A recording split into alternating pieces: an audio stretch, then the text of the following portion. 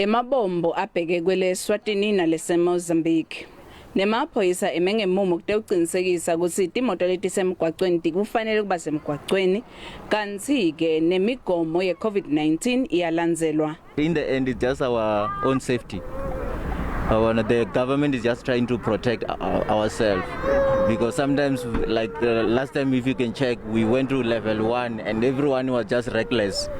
This season is different because there will be lockdown and we'll be sitting at our homes because we'll be then we will spend more time with our families. Now I feel released because I didn't know what they were going to do. I thought they were going to arrest us. Lokhu ke kwendeka kuso sonke lesifundza emigwaqweni lemikhulu. Kuqalela ama holiday bakhonile ukuthi bamise imoto leti 133,000 leti 57,000 takhona ngileti moto ama truck landlule kuma way bridges like 20 lasinawo in the province. Kodwa ke kukhona labanye lama notices like 23,000 lakhisha ama traffic officers for amacala lahlukahlukene nomgwaqweni lafaka phakathi kungashayeli kahle nokugijima nalakunye.